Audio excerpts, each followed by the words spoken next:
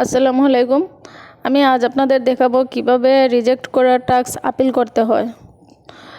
আমরা যখন ওদের দিক নির্দেশনা অনুযায়ী কাজ করি, তখন সামান্য একটু ভুল হলে ওরা কি করে টাস্কটা রিজেক্ট করে, তখন আমাদের কি করতে হবে, আপিল করতে হবে। তো প্রথমে চলে যাব ক্রোম ব্রাউজারে।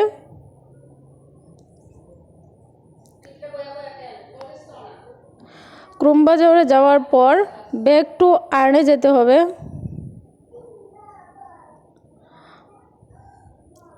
আমার যে টাস্ক রিজেক্ট হয়েছে এটা আমি কোথায় দেখতে পাবো? ওই যে চিঠির খামে দেখতে পাবো।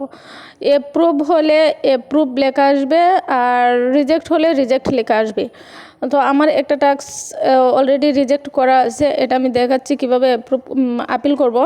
ব্যাক টু আর্নে যাব, যাওয়ার পর টাস্কে যাব, তারপর যেতে হবে। এখানে দুটো অপশন আছে, সাবমিশন আর ডিসপুট। সাবমিশন বলতে নিম্ন আদালত, নিম্ন আদালতে আপিল করতে হবে। নিম্ন আদালত থেকে যখন রিজেক্ট করা হবে তখন ডিসপুটে আপিল করতে হবে। তো আমি প্রথমে চলে যাব নিম্ন আদালতে, সাবমিশনে ক্লিক করব।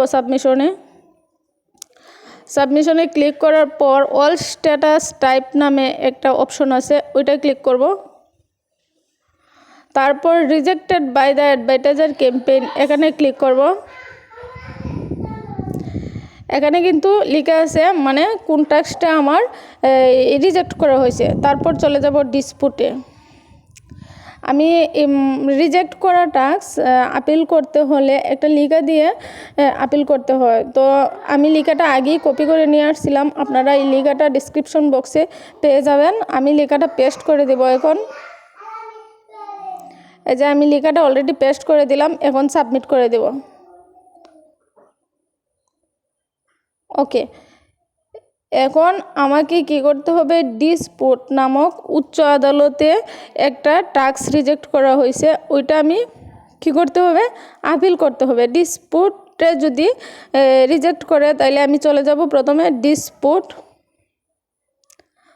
কেস ওপেন নামে একটা অপশন আছে, এটা চলে যাব। তারপর রিজেক্টেড বাই দ্য অ্যাডভার্টাইজার, এখানে ক্লিক করব। ওই যে আমার একটা টাস্ক আছে ডিসপুটে, একটা টাস্ক ছিল সাবমিশনে, ওইটা আমার আপিল করা শেষ।